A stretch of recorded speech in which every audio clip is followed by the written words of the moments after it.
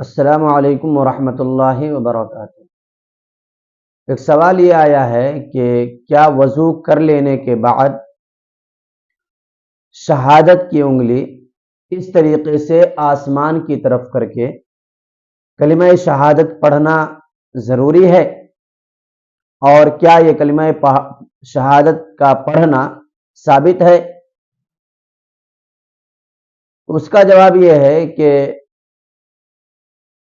مسلم شریف کے اندر، جس کے راوی حضرت عمر رضی اللہ تعالیٰ عنہ ہیں، فرماتے ہیں کہ رسول اللہ صلی اللہ علیہ وسلم نے ارشاد فرمایا کہ تم میں سے کوئی شخص وضو کرے اور اچھی طرح وضو کرے، وضو کرنے کے بعد آسمان کی طرف انگلی اٹھا کر کے اشہد ان لا الہ الا اللہ واشہد ان محمدا عبدہ ورسولہ، اس کلمہ کو پڑھے، اس کی برکت سے اللہ تبارک و تعالی آسمان کے، بلکہ یوں کہ جنت کے 8 دروازے کھل جاتے ہیں، اور وہ جس دروازے سے چاہے داخل ہو۔ ابو داؤد شریف میں ایک جملے کا اضافہ ہے، وہ جملہ یہ ہے کہ ثم رفع نظرہ الی السماء، کہ انگلی اٹھانے کے ساتھ ساتھ اپنی نظر کو بھی آسمان کی طرف اٹھائے، اور پھر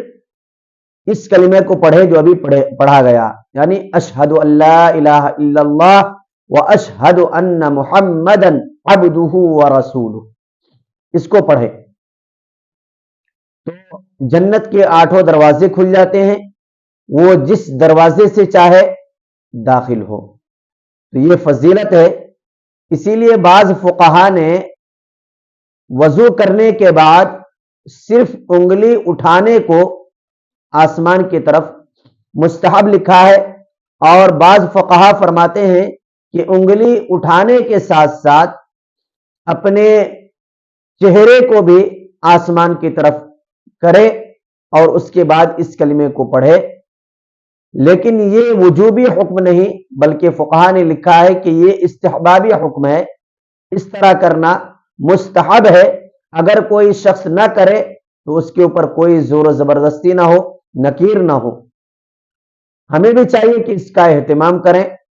اور اگر اللہ توفیق دے تو اس ویڈیو کو دوسروں تک پہنچانے کی کوشش کریں، تاکہ وہ بھی سنیں اور سن کر کے اس پر عمل کرنے کی کوشش کریں۔